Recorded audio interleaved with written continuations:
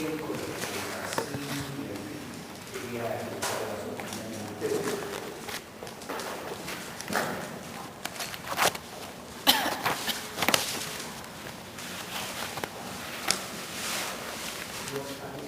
No son complicados. O sea, los libros que estuve leyendo, por lo menos el chiquitito este que no sé dónde está, el primero, no me resultó complicado. Y lo que sí me costó capaz un poco más fue la selección de textos. La selección de textos. Sí, no me acuerdo cuál específicamente fue el que me... Creo que el de Livestock. Pero bueno, después los demás... eso que sucedió es habitual que suceda. Si ustedes leyeron las recomendaciones para la lectura, hay dos tipos de textos. Los textos fuentes, por ejemplo, ilustrados, por ejemplo, Cassirer, después, más adelante, Piaget, Vygotsky, Freud, son los autores originales que tienen muchas teorías, muchas de las cuales no fueron enunciadas para ser transmitidas en un ámbito universitario, sino que corresponden a indagaciones científicas en general. Por tanto, es habitual que los textos fuertes resulten más complejos. Si eso sucediera, no se preocupen. Para eso están los textos, los manuales, los libros blancos de para eso también están los autores de cátedra. Para entender... Esos no son obligatorios, los de cátedra. No, los apuntes de cátedra no son obligatorios. Pero, naturalmente, es importante que lo lean porque, bueno, ayuda a la comprensión de los textos fuertes y de los manuales. ¿Alguna otra opinión con respecto a los materiales? ¿Todos más o menos concuerdan con la compañera? ¿O han encontrado alguna dificultad X que quieran evacuar? Yo no dificultad, pero me pasó que con los apuntes de cátedra se me aclaró todo mucho más. ¿Te resultaron Más simples, sí. más simples los apuntes de cátedra? Sí. Bueno, fueron escritos más o menos con esa idea, con la idea de subir posibles baches de lo que se iba implementando, tanto sea en las tutorías presenciales como en los foros. Entonces tienen ese estilo de clase, digamos, muy oral, pero no son obligatorios, simplemente son una ayuda. Los obligatorios son los textos de breve y los textos fuertes. Pero para abordar cualquiera de los materiales es útil recurrir a ellos. Bueno, nosotros en la primera tutoría abordamos qué es lo específico del ser humano y habíamos señalado tres perspectivas y cada una de las perspectivas apuntaba muy someramente a que el hombre es en principio un animal simbólico, vive en sociedades, está sometido a reglas, una de las reglas centrales es la de la prohibición del incesto, y a diferencia de todos los demás seres vivos, el hombre tiene un periodo más prolongado de dependencia de la matriz biológica por la razón de que nace premadurado y por tanto la dimensión del otro en su constitución subjetiva es central. Por no decir que sin el otro el ser humano perece. Hoy vamos a completar la unidad de una con cuestiones que tienen que ver, en primer lugar, con la historia de la psicología, en segundo lugar, con aspectos que tienen que ver con la epistemología o la metodología de investigación.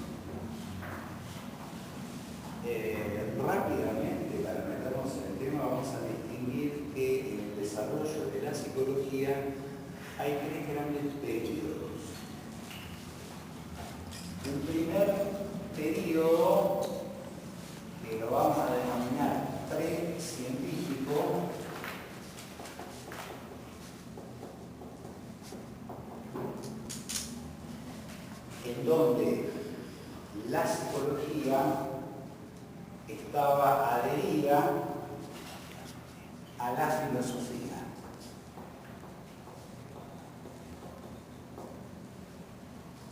Que la filosofía cambia, ¿no?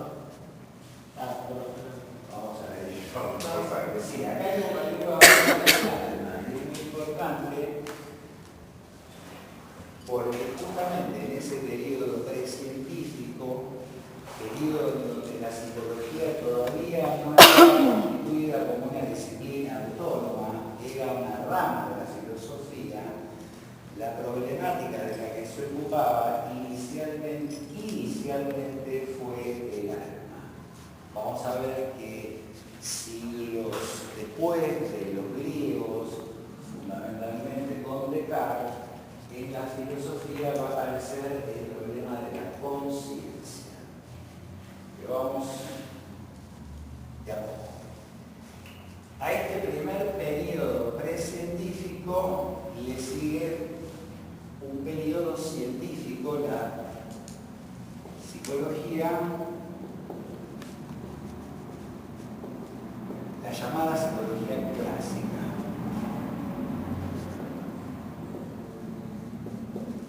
Y un autor, Wundt.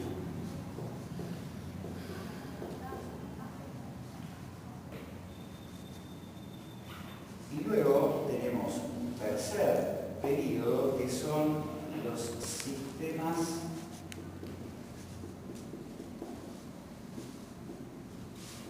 psicológicos contemporáneos.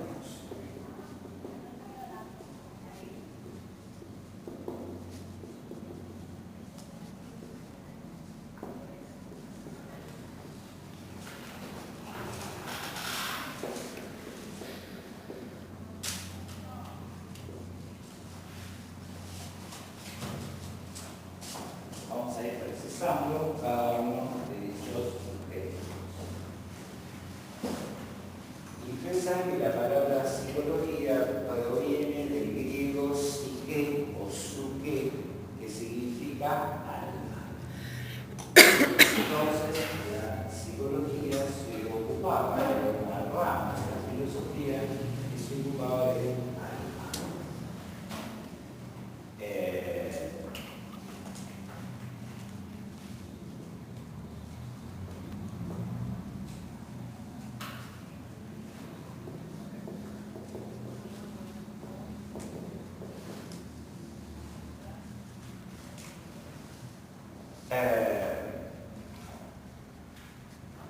Bien, inicialmente en la historia de la humanidad, la primera fuente de saber, de conocimiento, está producida por lo que nosotros vamos a llamar los mitos y leyendas. El ser humano, a diferencia de otros seres vivos, como es un animal psicótico, necesita conocerse a sí mismo, establecer las relaciones que tiene el hombre con otros hombres y fundamentalmente las relaciones que tiene el hombre con la naturaleza. La primera fuente de conocimiento que existe en la civilización occidental está dada por la mitología, por los mitos. El ordenamiento de las relaciones entre el hombre y el cosmos estaban respondidas desde la mitología. La mitología griega, con sus dioses, con su cosmogonía, es decir, con el origen, el nacimiento de cada dios, cada problemática de la naturaleza, de la razón, tenía un dios que podía responder por esa problemática, es la primera fuente del saber. Naturalmente hay civilizaciones que obviamente se quedan en ese plano que es el del mito y el de la leyenda. Lo que sí es importante es que en el mito y en la leyenda, mitos y leyendas constituyen ya algo que podemos denominar como un universo simbólico. Aproximadamente en el siglo VI antes de Cristo,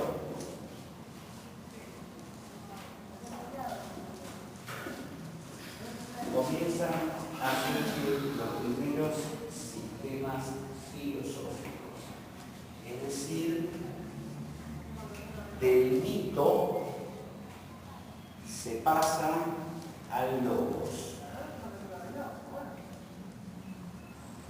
Y comienza el surgimiento de la filosofía. La filosofía como la fuente de toda sabiduría.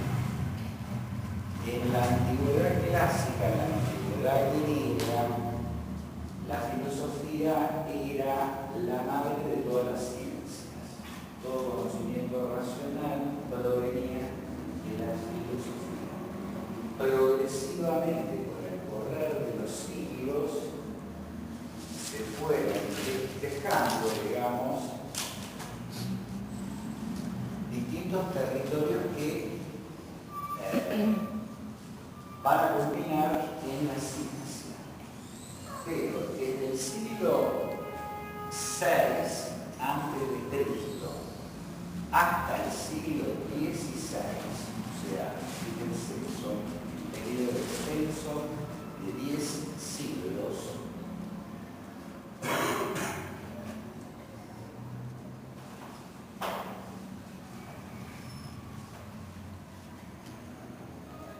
¿por qué digo el siglo XVI? Porque en el siglo XVI, con Bacon, con Boyle, pero fundamentalmente con Galileo Galilei, surge el método experimental.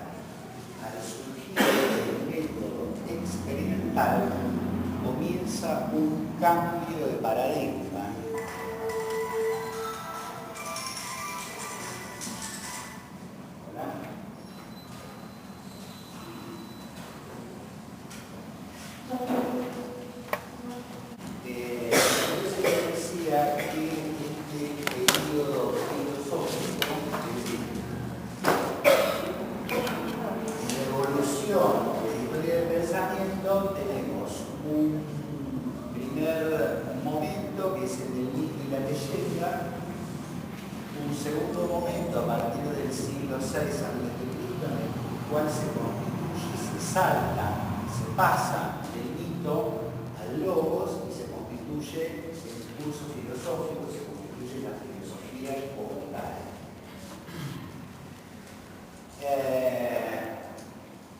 Profe, una pregunta. Cuando hablas sobre que se pasa a como la filosofía sobre la fuente de sabiduría, ¿estás hablando sobre lo mismo de la teoría teocéntrica o me estoy confundiendo las dos cosas? Porque... Vamos por partes, te estás adelantando. Está bien, perfecto. Si no, no... Sí. Está bien. Tiene que ver, vamos a ir viendo bien en qué sentido. Lo que sí primero me importa es que quede claro que hay un primer estado, que es el del mito, de la leyenda. A partir del siglo VI a.C. se pasa del mito al logos y se constituye la filosofía como digamos, algo que está separado del mito. Este proceso, digamos, filosófico sigue, digamos, hasta el siglo XVI, en el cual aparecen Boyle, aparece Bacon y en el siglo XVII aparece Galileo, consolidando el método experimental. Al consolidarse el método experimental, ya la fuente de toda sabiduría deja de ser la filosofía y pasa a ser la ciencia. Acá la compañera plantea la cuestión de los tres estados. Ustedes habrán leído los materiales que para Comte, un pensador del siglo XIX, que es el creador del positivismo, hay en la evolución de la historia del pensamiento algo así como 3 periodos o 3 etapas. Un primer periodo que se llama teocéntrico,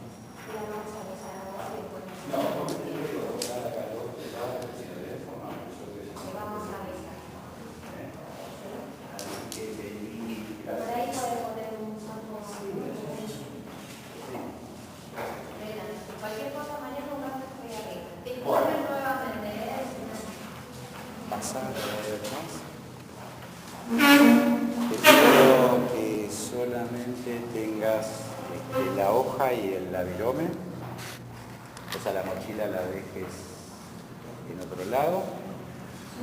Podés empezar a escribir al dorso y si necesitaras una hoja extra,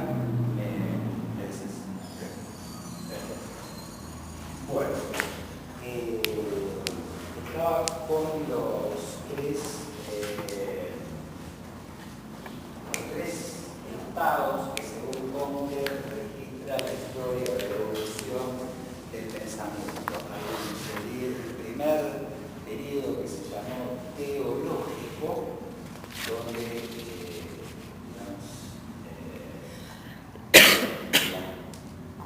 la preocupación por el origen determinaba que justamente los dioses pudieran dar respuesta a esa pregunta. Ulteriormente se pasa al conocimiento filosófico, en donde la preocupación deja de ser lo teocéntrico y pasa a ser lo metafísico. Ustedes saben que metafísico es una palabra que desde el pensamiento griego significa lo que está más allá de lo físico. En este caso era la razón, aquello que era incorpóreo. También en este periodo metafísico hay una preocupación especulativa por el origen, por las causas. Y finalmente, dice Comte, en el siglo XIX se da arriba al conocimiento científico, al conocimiento positivo. Esto es una de las cosas que tenemos que tener en cuenta junto con esto. No, pero el periodo metafísico ya es antropocéntrico, porque ya el periodo metafísico es antropocéntrico, así como, bueno, porque también existe otra, ustedes habrán encontrado con otra clasificación en el periodo de los textos que habla de una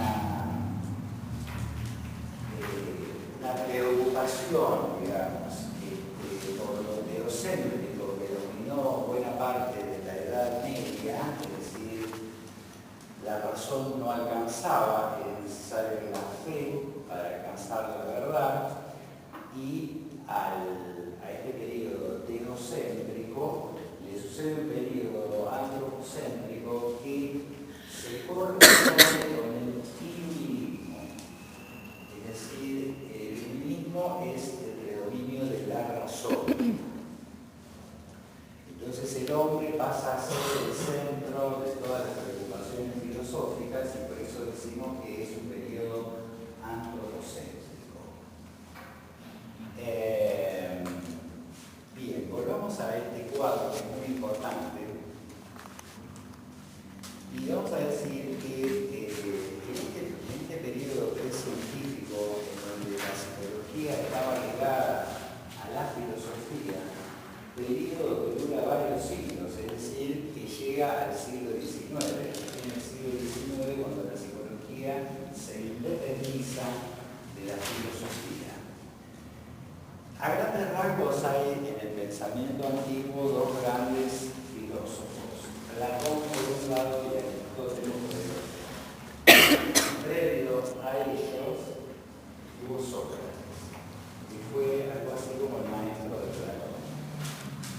Para Sócrates, la verdad es solo posible, es solo inteligible a través de la razón. Cada uno de nosotros tenemos en nuestro interior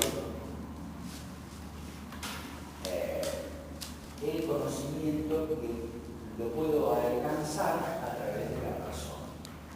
Bueno, hay un famoso diálogo de Platón, que es el Menón, en donde, digamos, las conversaciones, las preguntas que Sócrates le hacía a un esclavo, demostraban que el esclavo conocía, es decir, tenía dentro de sí los elementos racionales como para defender la verdad.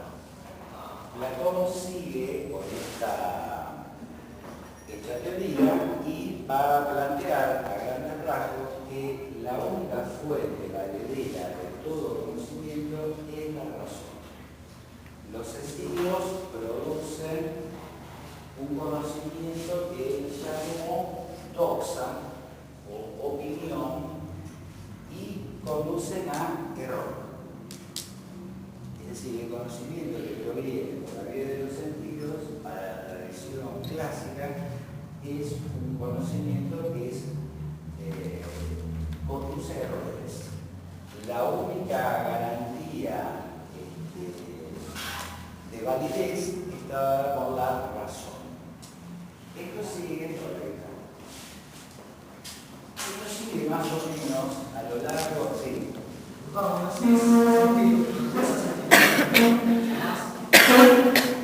Digo, al conocimiento que proviene por la vía de los órganos sensoriales.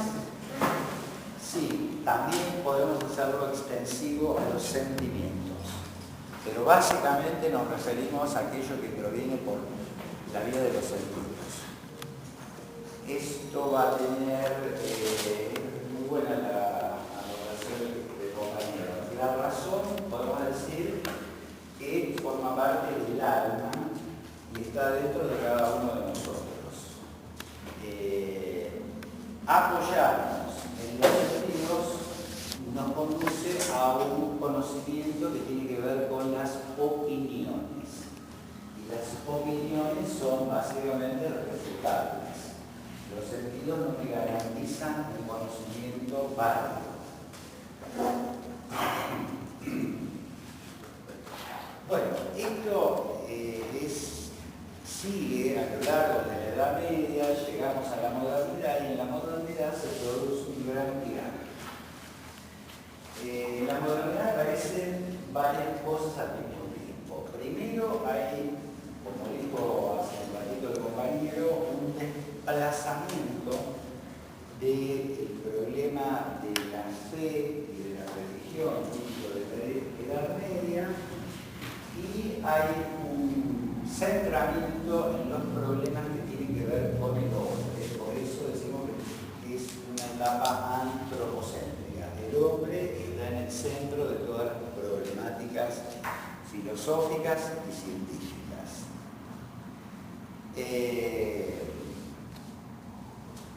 Bien. Aparece un filósofo muy importante que es Descartes. Descartes, en el siglo XVII, plantea que hay dos órdenes, o habría un paralelismo mente-cuerpo. La mente, el alma, o como él lo denomina, la conciencia, es una res inextensa y solo puedo acceder a ella de manera directa por la vía de la razón. Es decir, cuando dice por la vía de la razón, es por la vía de la introspección. La introspección es la autoobservación, la autorreflexión, y se hace de manera directa. Ahora bien, el conocimiento del cuerpo es indirecto y se produce por la vía de los sentidos, dando pie a las distintas disciplinas como la biología, la química, la llamada ciencia de la naturaleza. En ese mismo siglo XVII, van a aparecer en Inglaterra dos filósofos muy importantes, que son Locke y Hume. A Locke lo mencionamos la vez pasada, ¿te acuerdas? Cuando hablábamos de si el chico tenía ciertos criterios, ciertos miedos a la oscuridad pegados a la cuestión de lo biológico, lo natural, o era simplemente lo cultural referido a los dichos de la niñez. ¿Se acuerdan de eso? Bueno, tanto Locke como Hume van a plantear el tema de la experiencia en el centro de todo posible conocimiento o saber. Todo saber se produce por la vía de los sentidos, al revés de la concepción idealista de Platón. Claro, eso va a dar como resultado una corriente de pensamiento que es el empirismo.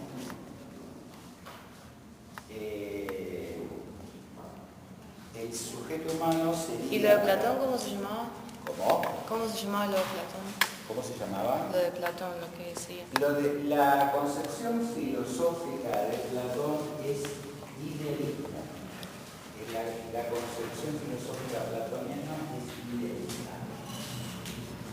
Aristóteles va a tener una diferencia. Aristóteles va a plantear que no hay una tal separación entre la mente y el cuerpo, sino que la mente va a ser algo así como una parte del cuerpo. Es decir, va a tener una concepción más naturalista. Y esa concepción naturalista va a seguir y va a aparecer, digamos, con Locke y con Hume, en donde el predominio va a estar dado por la experiencia. Un sujeto humano cuando nace, y en los pensadores, no sabe nada porque no tiene experiencias. El saber va a ser las diferentes impresiones sensoriales que ese sujeto vaya recibiendo a lo largo de su vida. Esto, para estos pensadores, el sujeto humano es algo así como una tabla rasa, en la cual se van inscribiendo las distintas experiencias. Y esas experiencias se van acumulando y se van asociando, es decir, habría un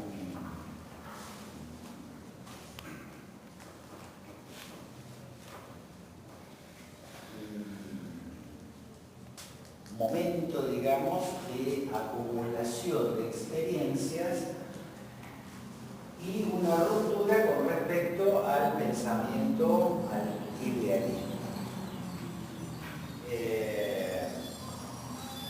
Es decir, hay como dos grandes corrientes dentro del pensamiento filosófico, la corriente idealista y la corriente empírica.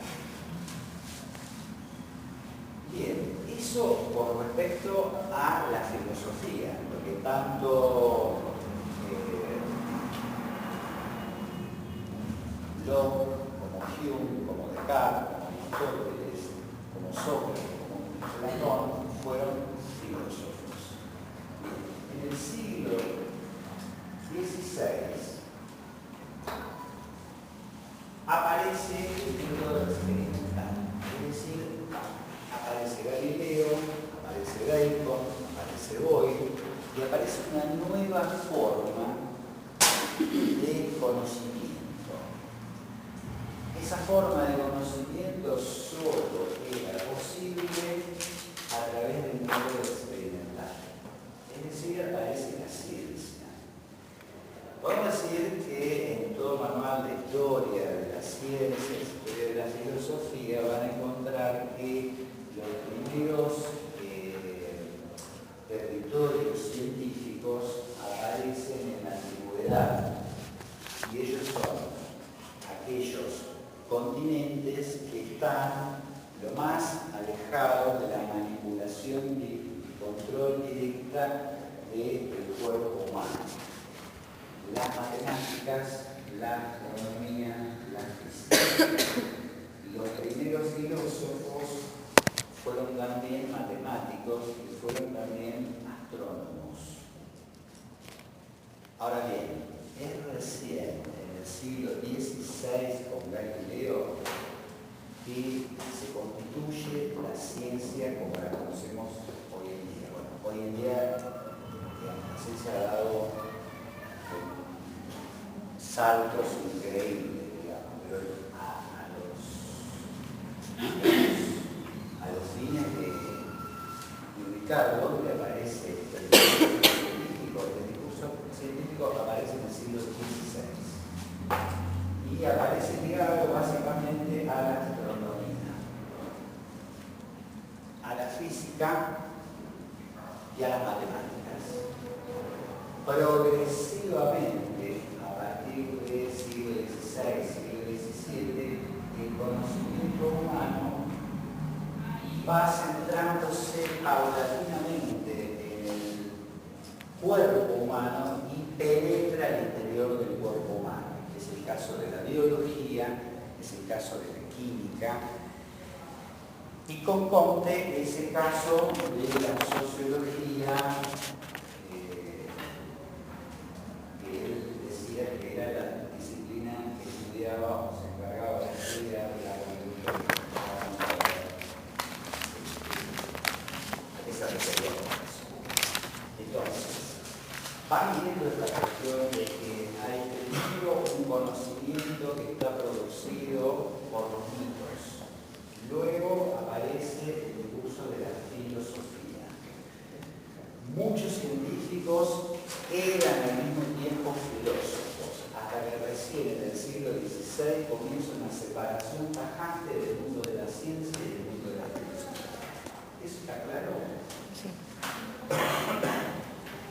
La aparición del método experimental supone el reproducir en condiciones de laboratorio lo que se ha observado previamente en el mundo de la naturaleza. Es decir, si yo observo que previo a que se largue a llover, el cielo se vuelve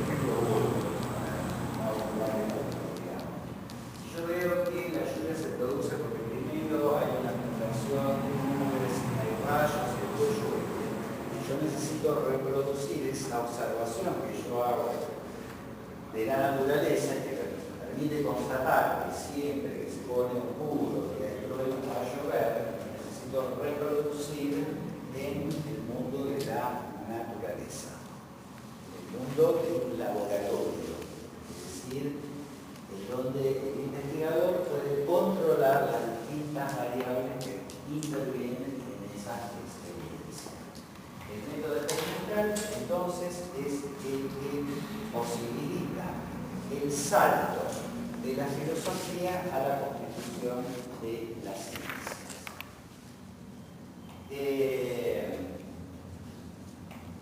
Un hito central está dado en el siglo XIX.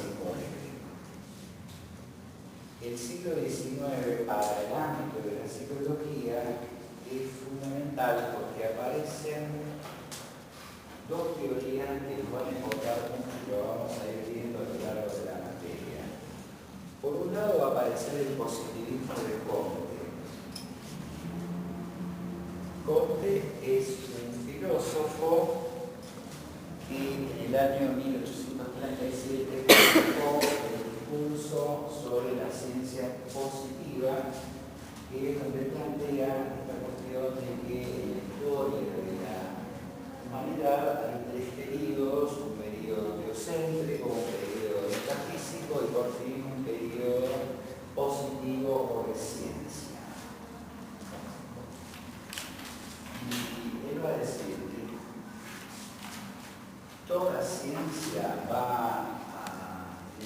intentar basarse o todo aquel conocimiento que pretenda ser científico tiene que pasar por la prueba de la experiencia. Por tanto, dice, toda disciplina científica debe abandonar la explicación de las causas últimas de los orígenes. Debe observar la constancia de los hechos de la naturaleza, la regularidad de los fenómenos naturales, y de esa regularidad de los fenómenos naturales va a extraer las leyes científicas que digamos, básicamente posibilitan dos cosas: medir y predecir. Es decir, se abandona la búsqueda del origen, de las causas últimas, y se buscan las leyes que me permiten a mí indagar en la regularidad de los hechos naturales. Por tanto, hay tres principios, tres características centrales del positivismo. Una es el rechazo a la metafísica, el fenomenismo, la consistencia de los hechos proviene por la vía de los sentidos. Segundo, el abordaje de las ciencias naturales y de las ciencias sociales es idéntico. Es idéntico. Hay el mismo abordaje para las ciencias de la naturaleza que para las ciencias sociales. Y tercero, abandono entonces de la búsqueda de las causas primeras, de los orígenes, y la búsqueda de las constancias o regularidades que existen en el mundo de la naturaleza. Eso sería como... Me perdí en la última. Son tres. La primera es el abandono de la metafísica, el fenomenismo. La consistencia de la realidad está dada por la vía de los sentidos, por lo observable. Segundo, el abordaje de las ciencias naturales y de las ciencias sociales es el mismo. En ciencias sociales yo voy a necesitar, para ser científico, utilizar el mismo esquema que utilizan las ciencias de la naturaleza. Y en tercer y último lugar es el abandono de las causas primeras, de los orígenes, y la búsqueda de los hechos constantes que se dan en la naturaleza, de la que yo voy a sacar las leyes que me van a permitir a mí, en primer lugar, medir, y en segundo lugar, predecir. Las ciencias sociales, ¿cómo se ha hablado de la novedad de los temas naturales? Ahora vamos a ver. Vamos a ver que esa es una pregunta que la vamos a ir respondiendo a lo largo del programa. Y vamos a ir viendo de qué ordenando rápidamente. Yo no puedo abordar un psicológico con la misma consistencia que puedo abordar un ministro de la naturaleza. Pero responde a otro. Pero vamos a ver que hay ramas de la psicología que respondían de esa manera. Cuando veamos la semana que viene el conductismo, vamos a ver que el conductismo se plantea como una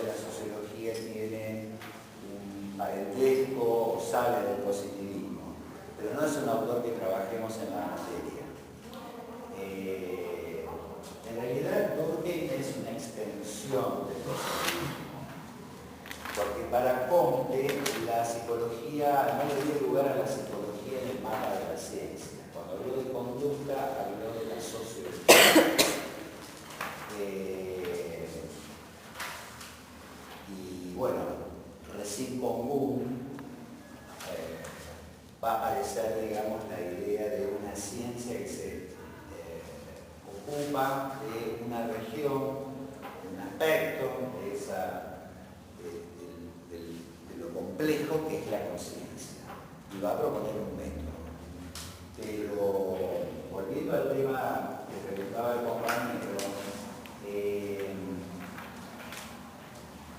esa pregunta que él me hace es una pregunta muy importante, es una pregunta que ustedes se la van a responder en realidad a lo largo de toda la materia, porque las distintas corrientes psicológicas van a tener objetos y por ende métodos diferentes. Algunos van a estar más ligados al plano de lo biológico, como es el caso del conductismo, y otras van a tener una independencia respecto al plano de lo biológico y van a tener a su vez diferencias específicas. Hay experiencia, hay posibilidad de experiencia por fuera del campo de la biología. Ahora, en este momento, el desarrollo de la materia con los rasgos que tenemos del positivismo, que acabo de denunciar, toda ciencia social va a, digamos, la psicología es una de ellas, va necesariamente desde el punto de vista del positivismo a adoptar el mismo abordaje que las ciencias naturales. ¿Eso está claro? Bien. Decía que en el siglo XIX aparece, por un lado, el positivismo, año 1837, que va a marcar prácticamente durante todo el siglo XIX y gran parte del siglo XX los desarrollos científicos en ciencias sociales. Y vamos a tener otra teoría muy importante que fue la teoría de la evolución de Darwin, año 1859. Primero, la teoría de la evolución de las especies es una teoría biológica. Y fue revolucionario en su momento porque ubicó al hombre en una continuidad, en un tronco común con el resto de los seres vivos. Hasta Darwin se pensaba que el hombre era una creación de Dios. Con Darwin, el hombre pasa a ser uno más en la cadena biológica.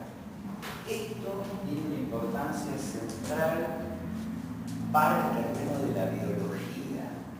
Para cuando nosotros queremos extrapolar, llevar ciertas nociones que tienen que ver con la biología, que son pertinentes dentro de ese campo, al terreno de lo social, cometemos un problema que se llama en epistemología el reduccionismo. Yo no puedo explicar los fenómenos que tienen que ver estrictamente con lo social, con lo psicológico, a través de leyes que tienen que ver o que tienen pertinencia con el terreno de lo biológico. Es decir, las leyes del terreno de la biología son pertinentes y tienen un alcance en el terreno de la biología. Pero cuando yo las quiero llevar al terreno de lo social, al terreno de lo psicológico, hago lo que se llama un reduccionismo epistemológico. Esto es muy importante porque ustedes lo van a ver en el texto. Existió una corriente que se llamó darwinismo social. ¿En qué consistía el darwinismo social? Ustedes saben que la teoría de la evolución, que tiene en el centro de la teoría, no vamos a abundar en el contenido de la misma, pero sí es importante que sepan que hay algo que comprobó Darwin, y es la sobrevivencia de las especies más aptas. Sobreviven las especies más aptas y desaparecen las que son menos aptas. Cuando yo extrapolo eso que tiene una pertinencia en el campo de la biología, del terreno de lo social, bueno, es como decir que existe la lucha del hombre por el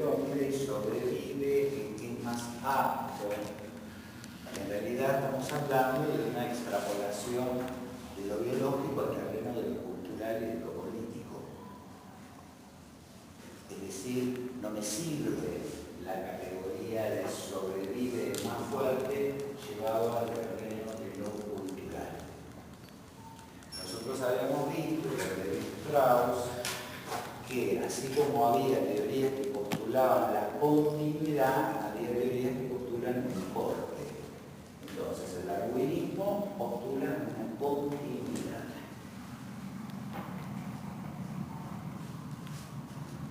El conductismo se va a agarrar justamente de la teoría de evolución, porque va a considerar que es el paradigma científico y va a sostener que la conducta, como lo único que yo puedo observar, es lo que tiene consistencia de cientificidad. Bueno, una de las características del positivismo, les decía yo, que fue penetrar al interior del cuerpo humano y buscar los elementos últimos que componen a eso complejo que es el ser humano. Así como en el terreno de la biología, la partícula más elemental que era la célula, en la física o en la química era el átomo. Bueno, Bohm necesitó fundar su cientificidad en el caso de la psicología clásica, buscando también digamos, cuáles eran las partículas más elementales en que se componía la conciencia. Ya dejamos de hablar de alma y pasamos a hablar de conciencia. Y esas partículas más elementales, en primer lugar, eran las sensaciones.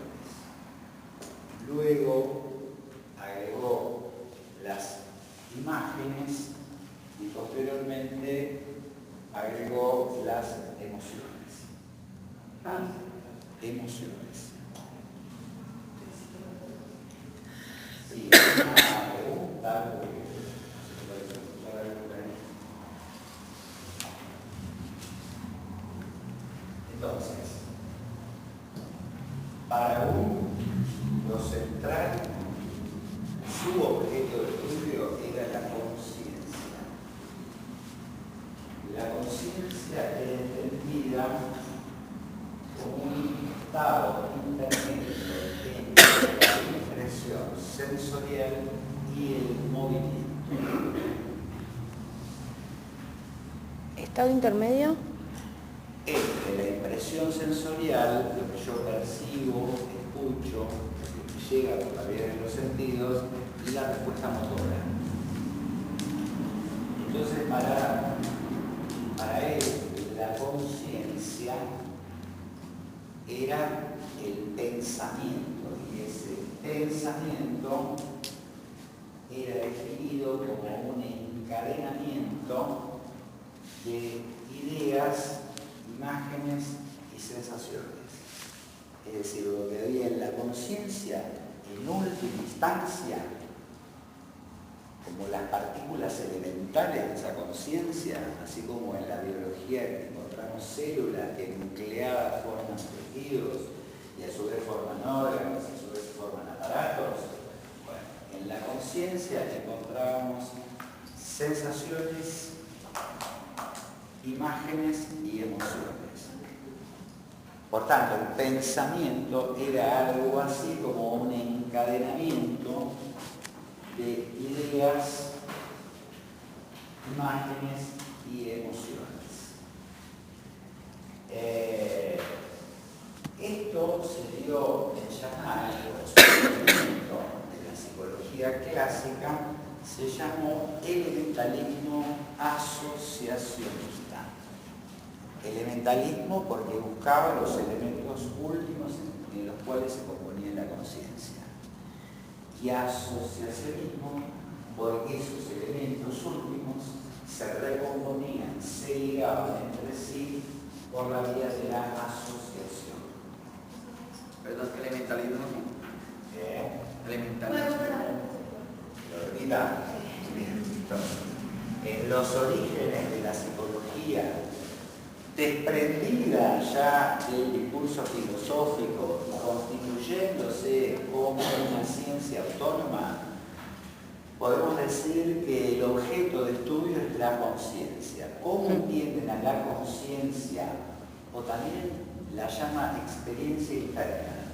Conciencia es sinónimo de experiencia interna. Con una concepción elementalista.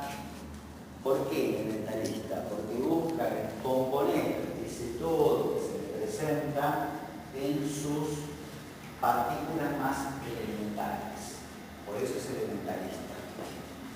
Y es asociacionista porque recompone, liga esas partículas elementales por la vía de la asociación. La asociación es asociación por semejanza, por contraste y por continuidad. Uno asocia una sensación, una idea, o un sentimiento, o una imagen con otra, bien sea porque se parecen, bien sea porque están opuestas, o bien porque aparecen continuamente una al lado de la otra.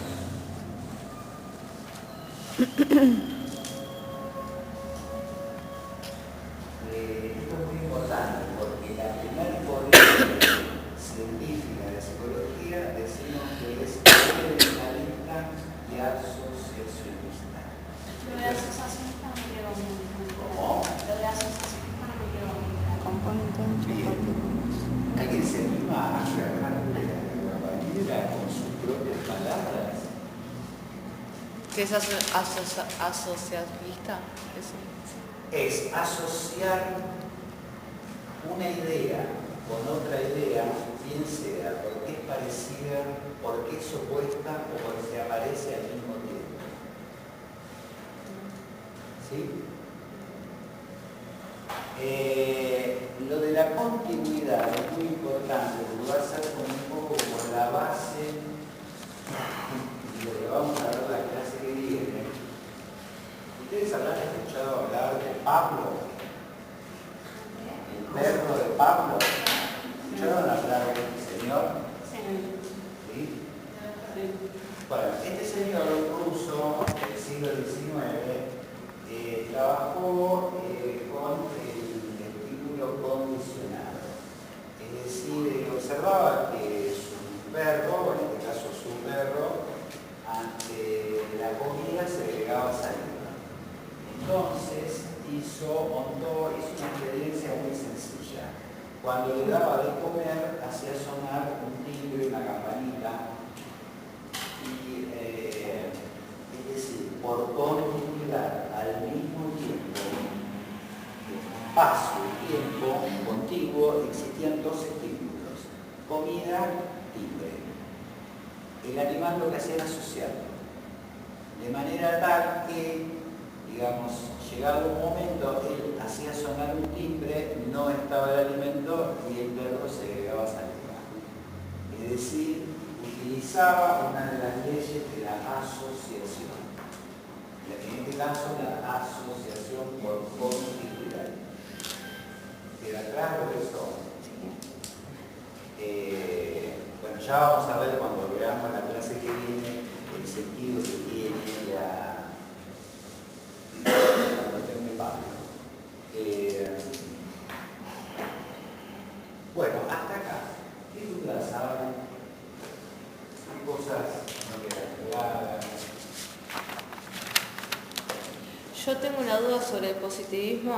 Sí. No me quedó muy en claro, o sea, las teorías. O sea, yo había leído de que las teorías, la homocéntrica, la teocéntrica y antropocéntrica, lo había leído como en general. No entiendo bien, tipo, en qué momento entra en el positivismo, porque vos lo llamás de otra manera y me mareé. Eso que vos decís, la teoría cosmocéntrica, la teoría antropocéntrica, y la teoría final, la teoría científica, son los estados estados que según Comte tiene la evolución de la historia del pensamiento. O sea, pero tiene que ver con el positivismo. Sí, porque Comte es el fundador del positivismo. Comte supone que hay un primer momento, lo que vos encontrás, porque hay como dos cosas. Por un lado tenéis la teoría cosmocéntrica, antropocéntrica y finalmente la científica. Eso lo tenés que superponer con esto que nosotros estábamos viendo, que hay un momento, un inicio, digamos, en donde el hombre se preocupaba, digamos, por buscar el origen, las causas de las cosas a través de los primeros postulados, los primeros principios, el origen. Para él la ciencia es otra cosa, es la observación de los hechos de la naturaleza. Entonces son como dos cosas que están como superpuestas.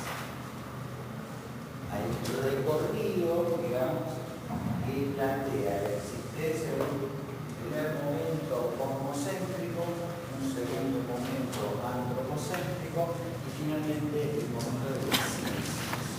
Eso se superpone con lo otro que tiene que ver con lo teológico, lo metafísico y lo científico. Son como, digamos, y lo más claro que son. El autor de eso, lo que escribe, eso es Comte. Y eso tiene que ver con una cierta evolución que tiene la historia del pensamiento, es decir, el hombre, por ser un animal simbólico, necesita explicarse a sí mismo y a la naturaleza en la cual vive. Entonces, un primer momento explicativo tiene que ver con el mito. Luego aparece la filosofía, y luego aparece la ciencia. Es decir, tienen una similitud muy grande. Y eso a su vez tiene mucho que ver con lo que ustedes encuentran en los textos de lo clásico, lo medieval y lo moderno. Es decir, los tres momentos. Un momento clásico, que nosotros podemos decir que es el momento que tiene que ver con lo teocéntrico y a la vez también tiene que ver con la problemática de los orígenes. Un segundo momento que es la filosofía pura, que, bueno, ya no se buscan las relaciones en Dios, sino que se la busca en el hombre, en la razón. Y el tercer momento que es el de la ciencia positiva. Es decir, ¿eso les queda claro o hay alguna oscuridad? Están muy callados, ¿no? Sí, lo entienden, pero no entienden nada. Que sean sinceros, que si no entienden nada, vuelvo otra vez para atrás y a mí me importa que quede absolutamente claro. ¿Es claro? Entonces, hay una ruptura que se produce en el siglo XVI. Esa ruptura, para retomar un poco, tiene que ver con el surgimiento del método de espíritu humano. Ya deja de ser la filosofía el eje por el cual yo conozco al mundo y aparece el mapa de las distintas ciencias, cada una va a tomar una porción del mundo y va a reclamar para sí su objeto de estudio. Es decir, el surgimiento de la ciencia, el surgimiento del método experimental en el siglo XVI. En el siglo XIX, esto se precipita, se cristaliza con el positivismo, con la teoría de Darwin, y podemos decir que surge lo que nosotros hoy conocemos como las llamadas ciencias sociales. Entonces, en su origen, las ciencias sociales siguieron el método de las ciencias naturales. Porque para hacer ciencia tenían que disponer de un método experimental. Entonces Kuhn, en el año 1859, en Leipzig, creó el primer laboratorio de psicología experimental. Si en el momento científico o filosófico la problemática era inicialmente la del alma y del cuerpo de carne, que era la conciencia, y se arribaba al conocimiento del alma, de la conciencia, por la introspección pura, es decir, por la autoobservación, por la autorreflexión. Con Kuhn, el objeto de estudio es la conciencia y el método es la introspección experimental. Ya no es la introspección pura, sino que es la introspección guiada por el experimentador. Los primeros experimentos que hizo Kuhn, los objetos de experiencia eran el propio Kuhn y algunos de sus discípulos. ¿Por qué? Porque se consideraba que estos estaban mejor entrenados para poder responder a los interrogatorios experimentales a los que los sometía el público. Ahora, es muy importante que ustedes tengan en cuenta lo siguiente. Kuhn dice que esto, la introspección experimental, es válida para algunos de los problemas de la psicología y no para todos los problemas. Solamente para algunos. Para aquellos que tenían que ver con las experiencias más elementales de la conciencia. Esto es, las sensaciones, las imágenes y las emociones. No se podían investigar con este método problemas complejos de la conciencia, como por ejemplo el sentido. Entonces, Kuhn decía, y escribió toda una obra que se llamó Psicología de los Pueblos, en donde el método que seguía era el método que hoy sigue la antropología, es el método etnográfico. Es decir, no me servía para indagar los fenómenos complejos de la conciencia. El método de introspección experimental era válido para los fenómenos elementales de la conciencia. Entonces se investigaba la atención, la memoria y la percepción. Básicamente lo que se buscaba era conocer los tiempos de reacción.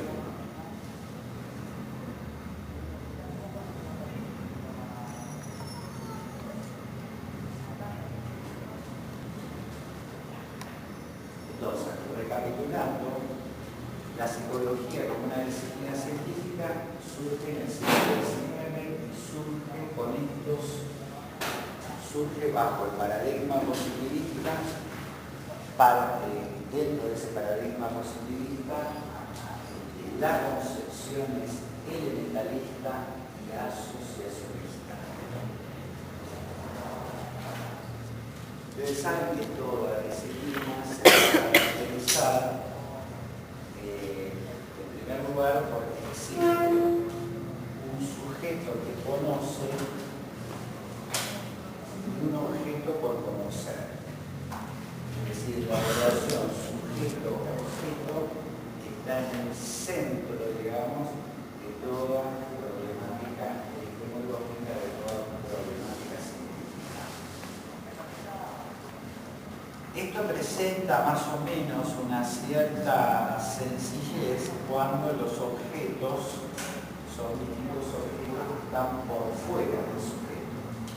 Ustedes saben que la psicología tiene por objeto al sujeto,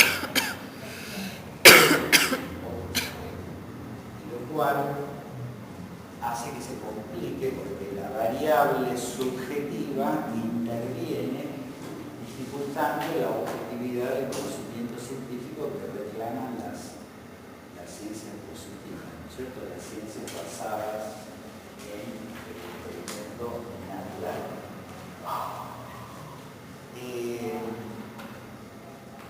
Con respecto a esto, es muy importante que ustedes, porque hay toda una parte del texto que hace referencia a la tecnología, y podemos decir que dentro del mundo de las ciencias naturales, el método básico es el método de la inducción. La inducción supone un camino que va de lo singular a lo particular, que pretende, mediante distintas condiciones de hechos singulares, enunciar leyes generales. La mayoría de las ciencias de la naturaleza, también como ser las ciencias sociales, recorren este camino. Se va de la observación de los hechos particulares, la repetición de los mismos en situación de laboratorio y la enunciación de leyes generales. Ahora, en el caso de la psicología, este método, leyes generales. leyes generales. Ahora, esas leyes generales no cubren el todo. Siempre va a haber sujetos que van a escaparse de esta generalidad. Nosotros llamamos las excepciones a las leyes. Es el caso, por ejemplo, para tomarlo, digamos, como conocido por todos, el método de las encuestas. ¿Vieron las llamadas encuestas de opinión? En general, las encuestas de opinión, por las cuales se paga muchísimo dinero, los políticos o los empresarios que necesitan colocar un producto, parten de algunos supuestos básicos que tienen que ver con la observación y cómo esa observación se repite en muchos sujetos. Pero necesariamente eso no es una ciencia exacta, que conduce a un conocimiento de lo general. Lo general no abarca lo universal. ¿Eso queda claro? Sí. Podemos decir que en ciencia hay distintos planos. Está el plano de lo singular, está el plano de lo general y está el plano de lo universal. La ley de la gravedad, que es una ley de la física, es una ley universal. No hay excepciones a la gravedad. La mayoría de las ciencias exactas caen dentro del terreno de lo universal. Después existen las llamadas ciencias sociales, en donde el campo abarcativo es el plano de lo general, de la generalidad. Por ejemplo, el caso de la sociología, el caso de la política, la ciencia política, el caso de la psicología. Y hay disciplinas que solo se encargan de lo singular. Hay una que a nosotros nos importa mucho, que es el psicoanálisis. El psicoanálisis opera dentro de la singularidad. Porque opera dentro de la singularidad es que no puede constituirse como una ciencia. Está en relación a la ciencia, pero no puede constituirse según el modelo de las ciencias físicas matemáticas. ¿Por qué? Porque aborda caso por caso. Después vamos a ver, cuando veamos psicoanálisis, hay otra cuestión en el medio, y es de que el psicoanalista no trabaja en un laboratorio, sino que el terreno del psicoanálisis es el terreno de la clínica. Entonces eso también hace a una diferenciación. decía, volviendo al tema de que toda ciencia se caracteriza por tener un sujeto que busca el conocimiento y un objeto por conocer, decíamos que en el terreno de las llamadas ciencias sociales, el método seguido, el método que se siguió es el de la inducción. Es decir, la inducción parte de la observación, de cómo se repite en distintos contextos una misma situación. Es decir, es una colección de observaciones singulares, que por la mera repetición de ese hecho, yo, científico, puedo enunciar una ley que me cubre la generalidad de los casos, pero esa ley no me cubre todos los casos. Es decir, siempre va a haber una excepción a esa ley. Bien. Así como las ciencias naturales y las ciencias sociales se guiaron inicialmente por el método inductivo, la lógica, las matemáticas, las ciencias formales se guiaron por el llamado método hipotético deductivo, que justamente es el método inverso del método inductivo. El método hipotético deductivo supone que yo voy de lo general a lo particular por la vía de la deducción. Ejemplo clásico. Si yo digo, todos los hombres son mortales. Después digo, Juan es hombre, como deducción básica es Juan es tal. ¿Se entiende? Es decir, opera desde lo general hacia lo particular. Y es el método básico de las llamadas ciencias duras, matemáticas, física. Ustedes saben que, por ejemplo, la geometría de Euclides se origina en una serie de postulados. Y de esos postulados se van deduciendo otros postulados. Es decir, hay un camino que es el camino inductivo y otro camino que es el camino deductivo.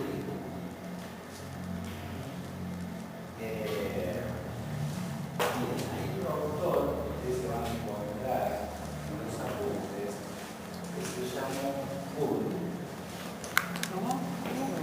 Thomas Kuhn.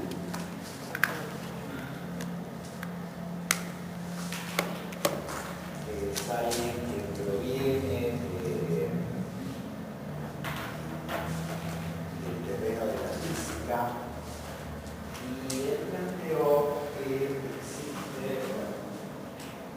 es un epistemólogo muy importante, y en el año 1962 escribió una obra que se llama La estructura de las revoluciones científicas. Kuhn dice en ese libro que la ciencia tiene un primer periodo que denomina precientífico, un periodo donde cada científico está prácticamente solo con sus especulaciones, hasta que aparece alguien, dice, es como una especie de torre de Babel.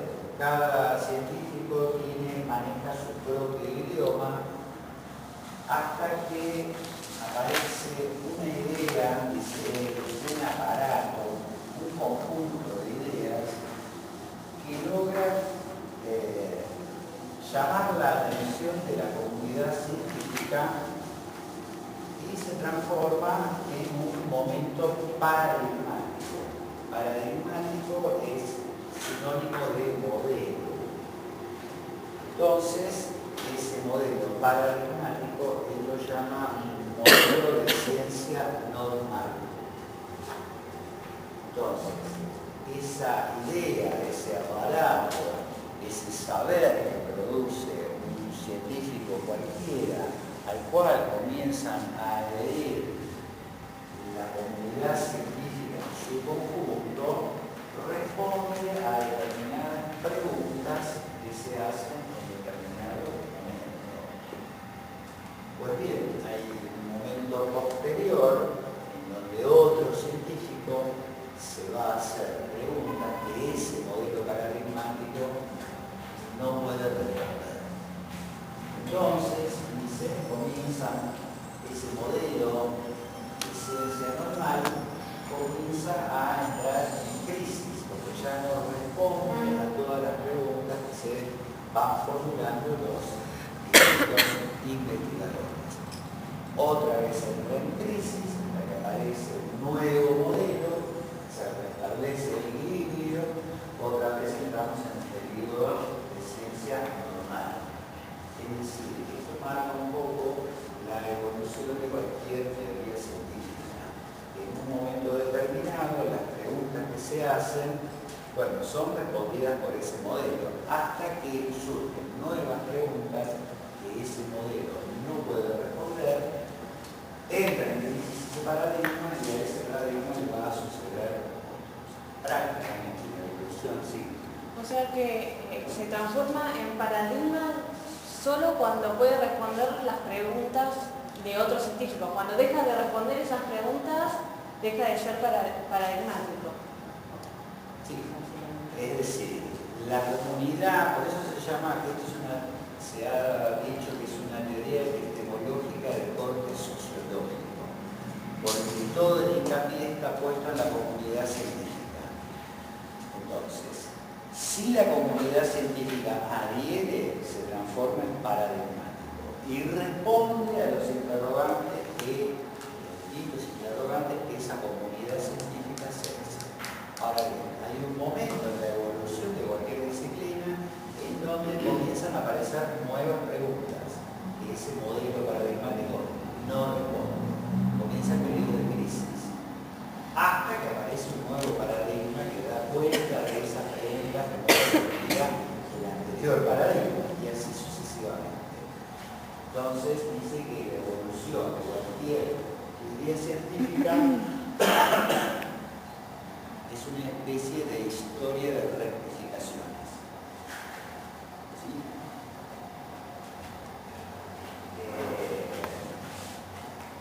Bueno, y aparece una nueva forma, un nuevo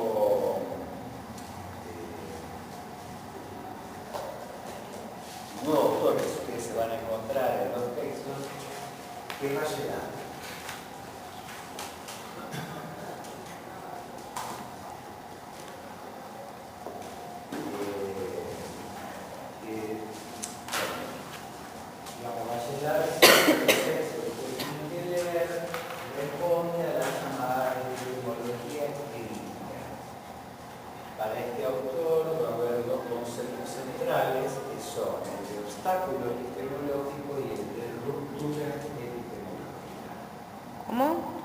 Obstáculo epistemológico y ruptura epistemológica.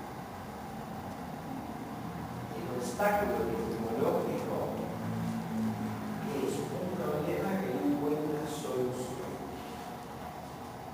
Por eso se llama obstáculo. El principal obstáculo epistemológico está dado por la propia concepción que tiene el investigador sobre el problema que intenta abordar.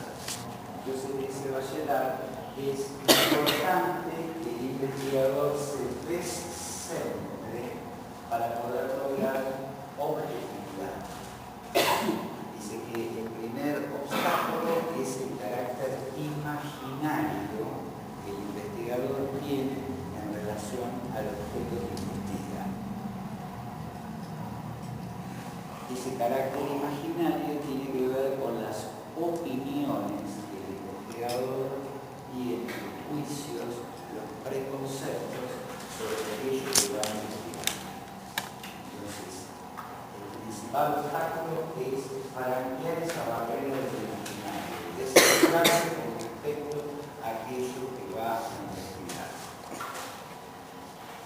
La ruptura tiene que ver porque, así como hay una teoría que va a plantear que la evolución de toda disciplina científica es una línea evolutiva acumulativa, donde un saber sustituye a otro y después es sucedido por otro, una especie de acumulación de saberes, lo que Bachelard va a plantear es que la evolución de conocimiento científico se da por saltos cualitativos o rupturas.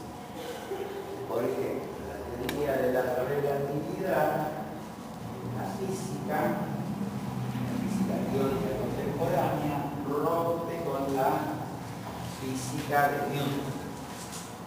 Es decir, no hay una continuidad, sino que hay un salto cualitativo. A eso se llama ruptura. Bueno.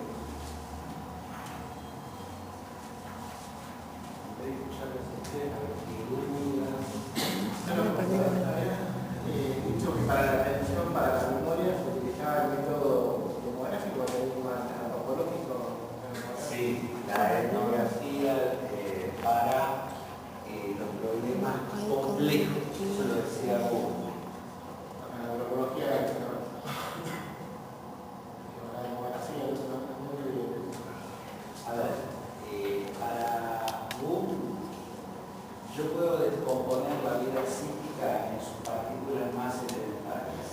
Esas partículas son las sensaciones, las ideas y las emociones, que se ligan entre sí por la vía de la asociación.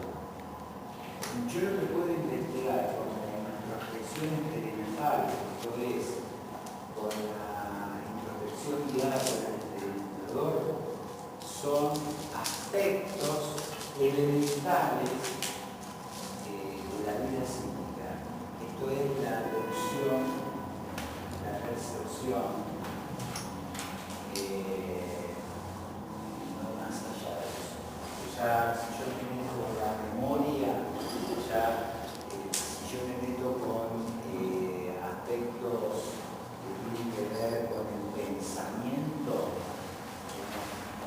fenómenos más complejos de la conciencia, necesito utilizar otros números que tienen que ver con la memoria, con la llamada mentalidad de los cuerpos.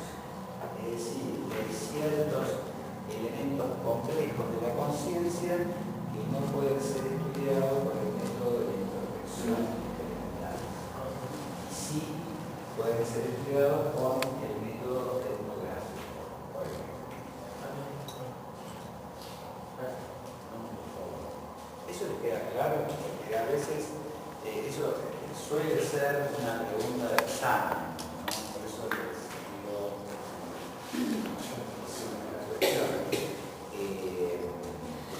el método, si la pregunta del examen tiene que ver con cómo diferenciar la introspección pura de la introspección experimental, ¿cómo la podrían fundamentar? Ahora que sabemos que va a ser pregunta de examen,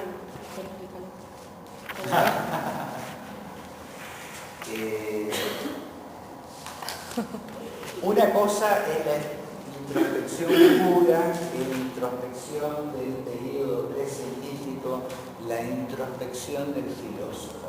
La palabra introspección es autoobservarse, mirarse, la mirada interior.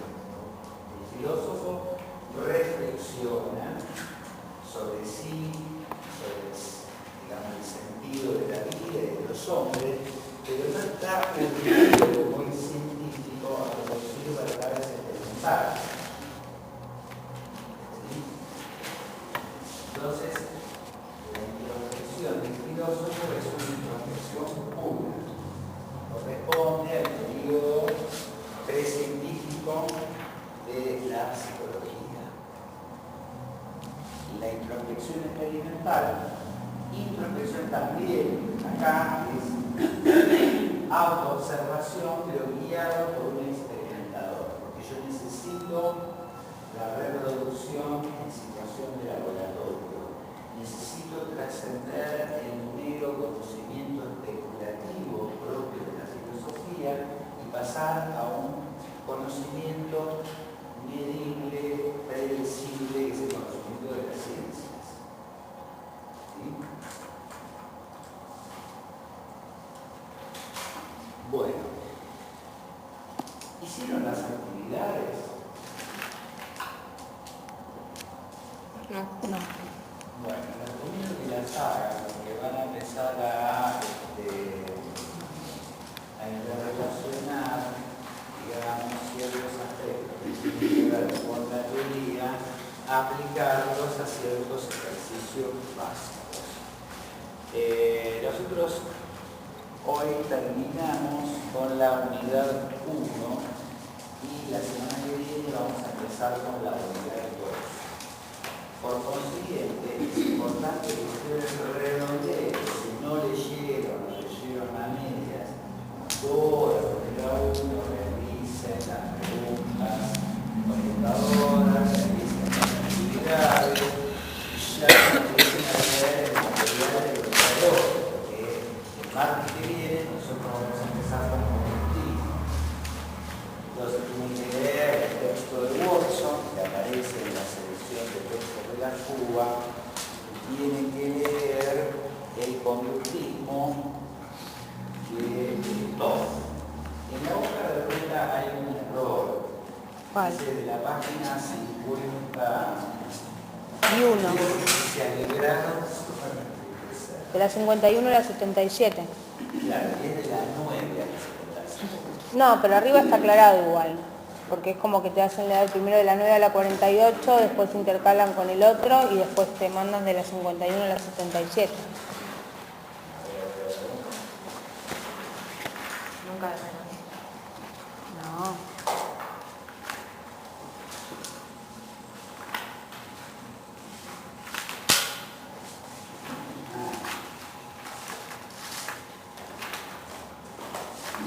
Perfecto.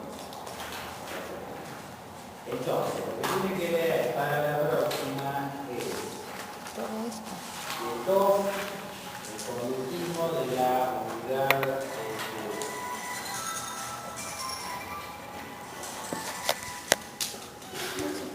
Habíamos terminado ya la unidad 1, yo pensé que había terminado la primera clase. No, nos faltaba ver todo esto que era el esbozo y todo eso.